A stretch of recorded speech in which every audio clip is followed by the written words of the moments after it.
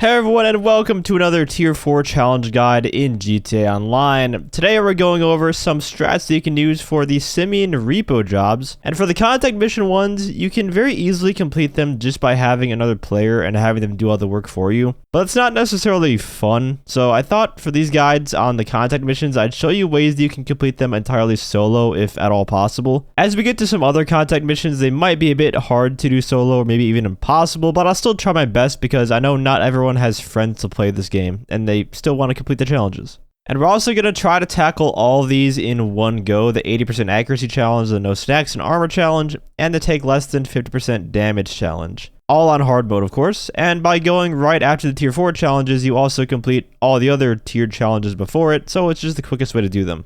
In order to do these solo though, you need to understand how the accuracy challenge works. So accuracy is only counted for bullet weapons. If you fire rockets from a vehicle, rockets from your own arsenal, grenades, sticky bombs, none of those contribute to your accuracy. So if you only complete a mission via rockets and throwables, it will be the same as you never firing a shot. And behind the scenes, 0 out of 0 is technically 100% accuracy, which will give you the challenge completion.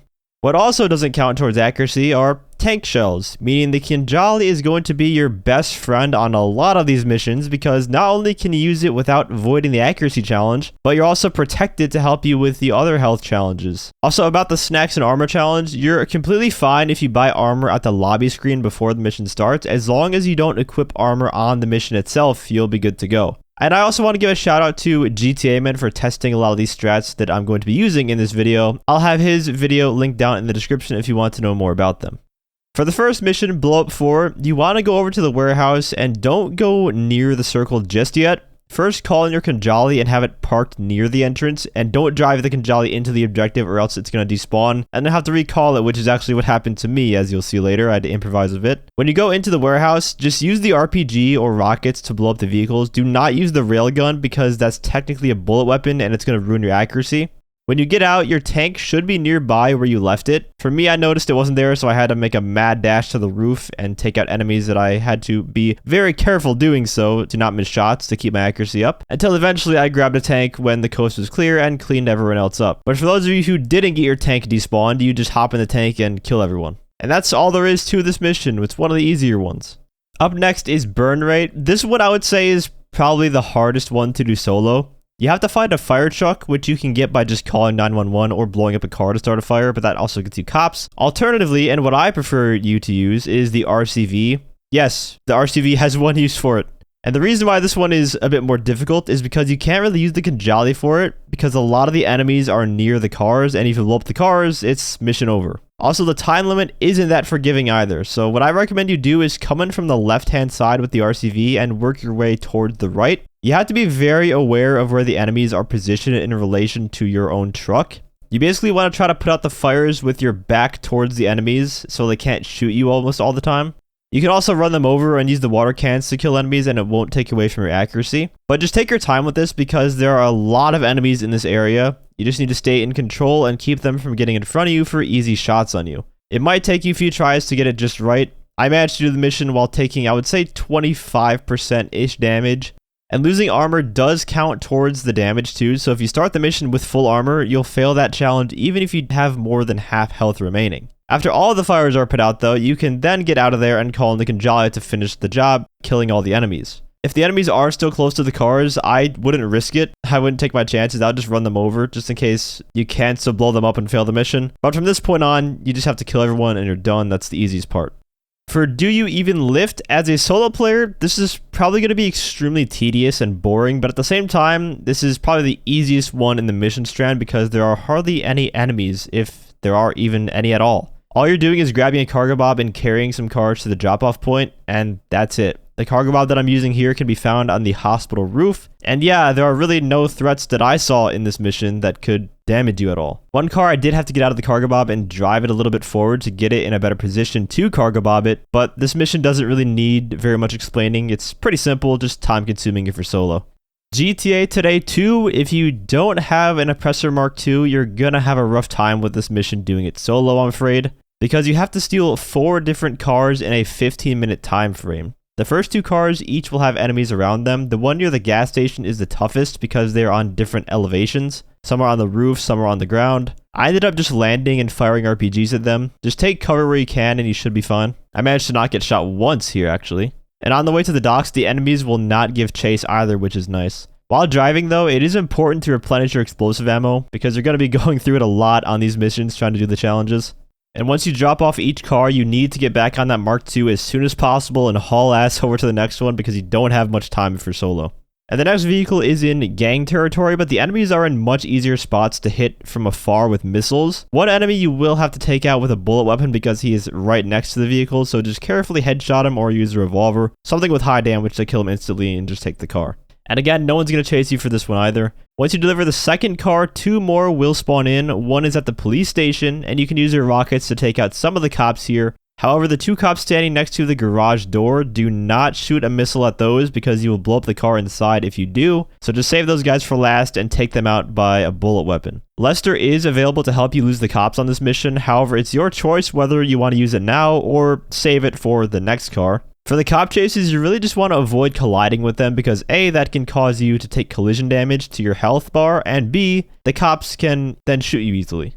The last vehicle is on top of the parking garage here. It's not guarded by anyone, surprisingly, but you will get 3 stars upon entering. And if you already used Lester, then you'll have to lose them on your own unless you want to wait the cooldown. That's actually what I did. I drove to the docks and stalled until Lester was available again. But that's only an option if you do have enough time in the mission for that. Otherwise, you'll have to lose them on your own. All in all, I ended up completing the mission with 2.5 minutes to spare with all the challenges complete.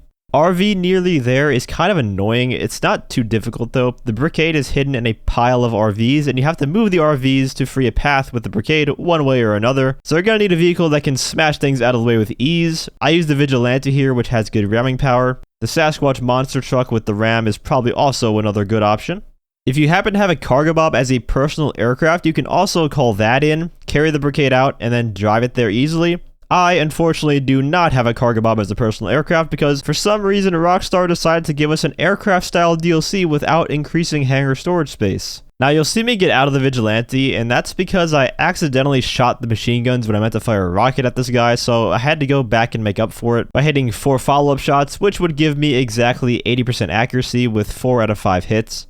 You can back up the Vigilante to the main RV blocking the briquette and fling it up into the air with the booster. And I'm also using snacks here because this is actually the second time I completed the mission. The first one I did flawless, except I shot the ray gun to flip the briquette, which fucked the accuracy up and I didn't know it that it did, so I had to redo the mission solely for that accuracy challenge. So learn from my own mistake, don't use the ray gun either. Driving the briquette back, you shouldn't have to worry about taking damage yourself. I think the briquette has bullet-resistant glass or something because I swear they had shots on me a ton of times, but my windows weren't broken and I never took damage. You have to worry more about the briquette's health itself. Going off-road can help avoid the onslaught of Sand Kings that chase you down, but ultimately it's not too hard to make it back in one piece. Even if the briquette is about to blow up, it really doesn't matter as long as you make it there without dying.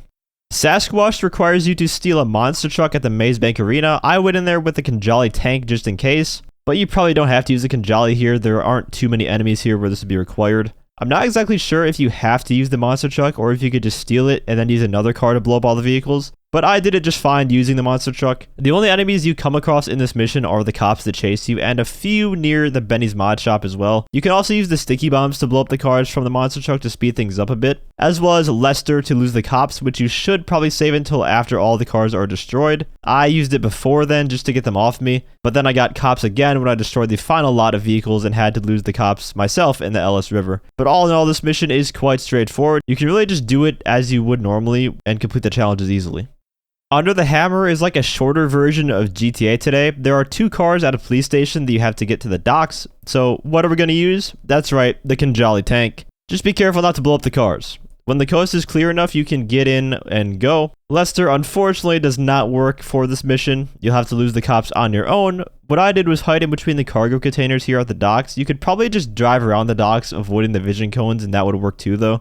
Going for the second vehicle, I noticed there were a ton of on-foot cops at the entrance, so I took a left and took cover to try to take them out because I didn't really want to risk getting blasted and losing a ton of health from a shotgun on the way out passing them. I did end up taking a few hits in this altercation, but I was still within the damage range to complete the challenge. And to lose the cops a second time, I hid in the Frigid factory where the snowman Easter egg is. It's a good little hiding spot that you can use to lose cops. And I think it might also shield you from orbital cannons. I'm not sure about that one though. After delivering the second vehicle though, you are done with the mission, which leaves just one more, Simionomics. The easiest way to do this mission is just to fly the Oppressor Mark II right next to or into the back of the cargo plane. Don't even bother with stealth, just go right to the vehicles. You again have access to Lester Lose 1 level on this mission, which I recommend waiting until you get outside the airport to use, just because sometimes the cops will randomly get back on you after using it. It's happened to me a few times. This one's also really easy to do solo, just a matter of not getting shot by the cops, which isn't that hard. For the second car, I somehow lost the cops near instantly before even leaving the airport, to where I just had to drive the car there no problem. Didn't lose a single bit of health in this mission, nor did I fire a single bullet. It's that easy.